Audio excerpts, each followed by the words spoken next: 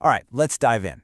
Today, we're going to pull back the curtain on one of the most powerful and honestly most misunderstood parts of the modern workplace, the project management office, or, the PMO.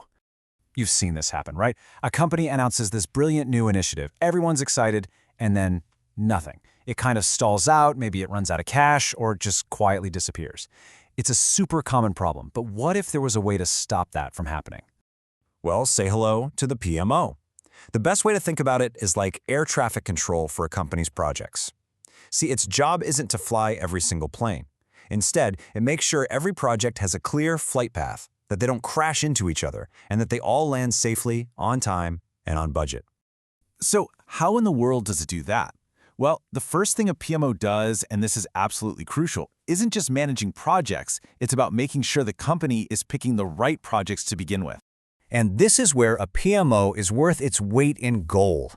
Instead of letting every team chase whatever shiny new idea pops into their head, the PMO brings in the data and the structure so that leaders can make smart, strategic choices about where to put their most valuable resources, their time and their money.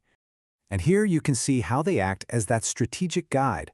A PMO helps figure out the total workload the company can even handle. It aligns projects with what the business is actually trying to achieve and weighs the costs versus the benefits.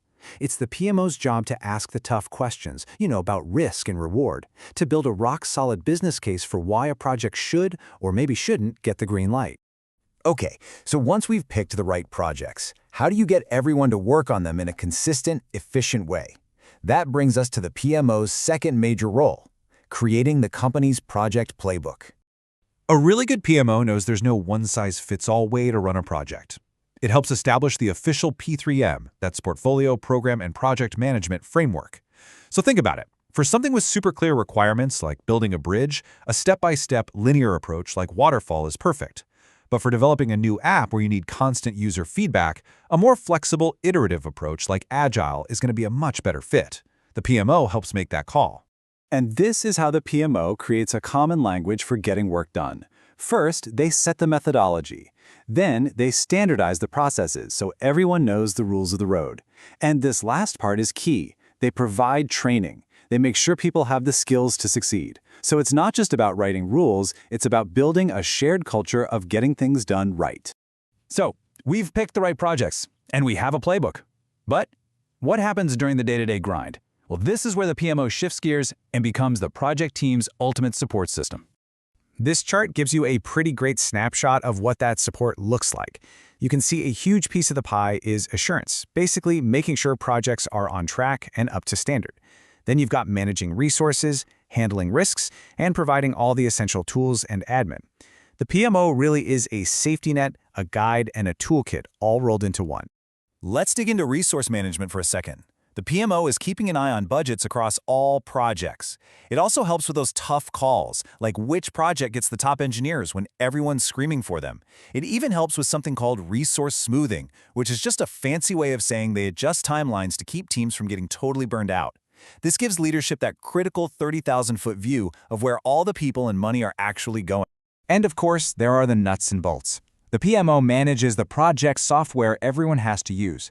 But maybe even more important, it keeps the archives of past projects. This is an absolute goldmine of lessons learned, so teams aren't making the same mistakes over and over again. Plus, they often handle the boring administrative stuff for leadership, which frees them up to focus on the big picture. So when you pull all of this together, the strategy, the playbook, the on-the-ground support, what is the PMO really for? What's its ultimate purpose? It's this right here. A PMO evolves from just being an admin function into the organization's center of excellence. It becomes the one central place you go for all knowledge on how to get things done effectively. It's not a watchdog. It's a strategic asset that actually makes the entire organization smarter. At the end of the day, the PMO is the bridge. It's the thing that connects the high-level, big-picture strategy dreamed up in the boardroom with the messy, day-to-day execution on the ground. It makes sure that the stuff we say we're going to do is what we actually do. And that really brings us to the final thought I want to leave you with. Now that you see how a PMO can be a strategic powerhouse, a culture creator, and a support system, the real question is, what could that kind of power unlock in your own organization?